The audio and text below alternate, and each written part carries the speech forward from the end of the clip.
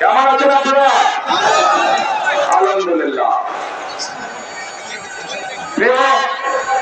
উপস্থিতবৃন্দ, প্রিয় ভাই ও বোনেরা, আজ আমরা এখানে একত্রিত হয়েছি নির্বাচন উপলক্ষে। কোন নির্বাচন?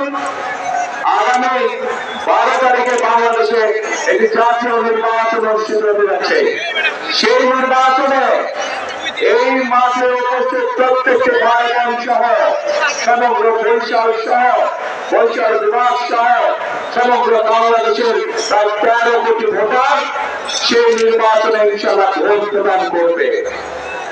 প্রিয় ভাই বোনেরা, এই যে মঞ্চের সামনে আমার এখানে কিছু মানুষ বসে আছে, এই মানুষগুলো কোন জুলাই আন্দোলনে শহীদ হয়েছে সেই পরিবারের সদস্যবৃন্দ।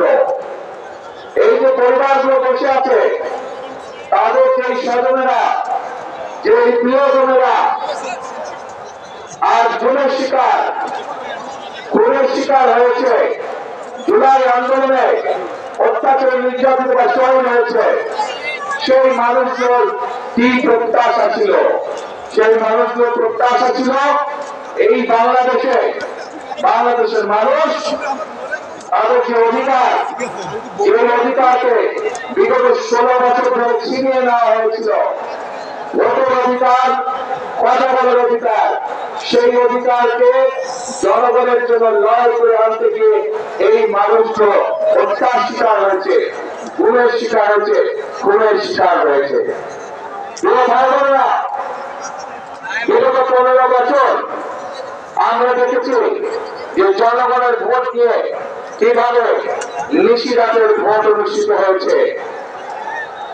আমরা দেখেছি জনগণের ভোটের অধিকার কেড়ে নিয়ে কিভাবে আমি নির্বাচন করা হয়েছিল, তথাকথিত নির্বাচন নামে। মনে আছে আপনাদের?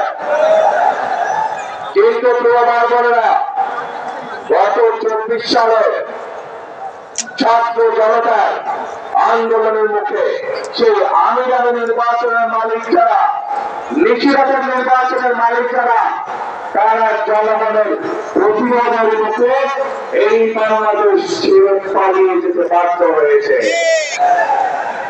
এখন এই বাংলাদেশ হচ্ছে জনগণের বাংলাদেশ। এখন এই বাংলাদেশ চলবে জনগণের রায়ের ভিত্তিতে, এবং এই জন্যই বাংলাদেশের মানুষ আগামী 12 তারিখে তাদের প্রতিনিধি নির্বাচন করবে, যারা জনগণের ইচ্ছা মতন জনগণের কাছে জবাবদিহি করার মাধ্যমে ইনশাআল্লাহ আগামী দেশ পরিচালনা করবে। কিন্তু প্রিয় ভাই বোনেরা, 5ই আগস্টের পরবর্তীতে আমরা আশা করেছিলাম যে 5ই আগস্টের পূর্বে সেই যে স্বৈরাচার, যারা জনগণের ভোটের অধিকার, কথা বলার অধিকার কেড়ে নিয়েছিল, তারা সেই ভাষায় কথা বলতে জনগণকে বিভিন্ন বাংলাদেশের সম্মানে গড়ে মানবে